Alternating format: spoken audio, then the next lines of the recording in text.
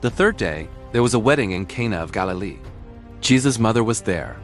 Jesus also was invited, with his disciples, to the wedding. When the wine ran out, Jesus' mother said to him, "They have no wine." Jesus said to her, "Woman, what does that have to do with you and me? My hour has not yet come." His mother said to the servants, "Whatever he says to you, do it." Now there were 6 water pots of stone set there after the Jews' way of purifying, containing 2 or 3 metrites apiece.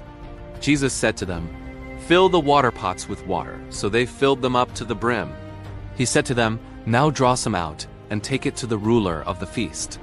So they took it. When the ruler of the feast tasted the water now become wine, and didn't know where it came from, but the servants who had drawn the water knew, the ruler of the feast called the bridegroom, and said to him, "Everyone serves the good wine first, and when the guests have drunk freely, then that which is worse. You have kept the good wine until now." This beginning of his signs Jesus did in Cana of Galilee and revealed his glory, and his disciples believed in him. After this, he went down to Capernaum, he, his mother, his brothers, and his disciples, and they stayed there a few days. The Passover of the Jews was at hand, and Jesus went up to Jerusalem. He found in the temple those who sold oxen, sheep, and doves, and the changers of money sitting. He made a whip of cords, and threw all out of the temple, both the sheep and the oxen, and he poured out the changers' money, and overthrew their tables. To those who sold the doves he said, "Take these things out of here.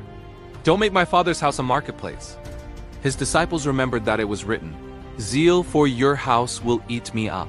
The Jews therefore answered him, "What sign do you show us, seeing that you do these things?" Jesus answered them, "Destroy this temple, and in 3 days I will raise it up." The Jews therefore said, "It took 46 years to build this temple. Will you raise it up in 3 days?" But he spoke of the temple of his body. When therefore he was raised from the dead, his disciples remembered that he said this, and they believed the scripture and the word which Jesus had said. Now when he was in Jerusalem at the Passover, during the feast, many believed in his name, observing his signs which he did. But Jesus didn't entrust himself to them, because he knew everyone, and because he didn't need for anyone to testify concerning man. For he himself knew what was in man.